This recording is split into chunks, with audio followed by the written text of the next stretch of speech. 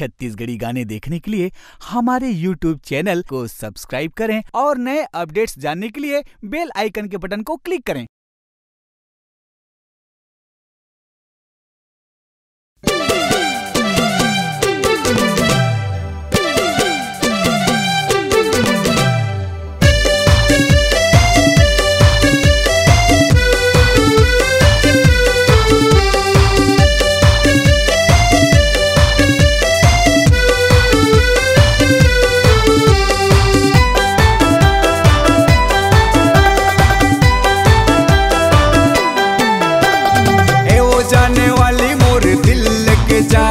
मौका कबो वही मोला दिल देख जा, ए वो जाने वाली मोर दिल लेके जा, मौका कबो वही मोला दिल देख जा। मैं तोर सजना प्रेम दीवाना रे, मैं तोर सजना प्रेम दीवाना रे, ए वो जाने वाली मोर दिल लेके जा, मौका कबो वही मोला दिल देख जा, ए वो जाने वाली मोर दिल लेके जा, मौका कबो वही मोला दिल देख जा।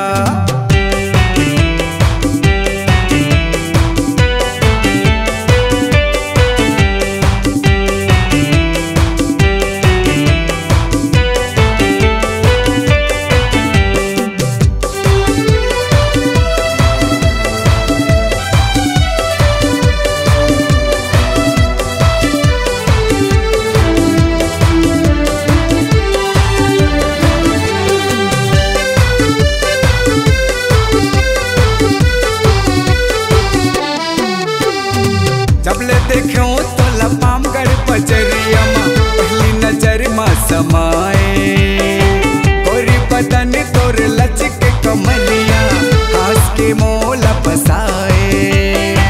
जबले देखो तो लपामगढ़ पचरिया मा पहली नजर मा समाए, गोरी बदन तोर लचक कमलिया हास के मोला फसाए।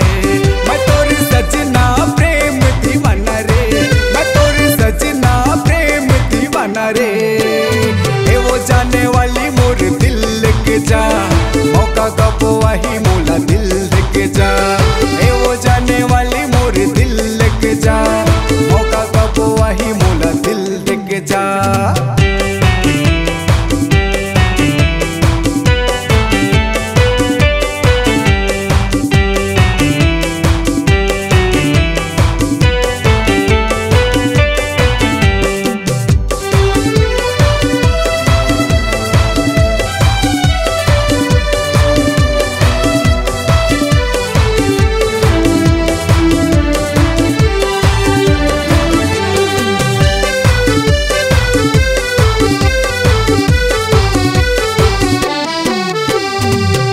कारी मोर गाँव रे गोरी, पचपेड़ी मोर थाना, पूछा तबे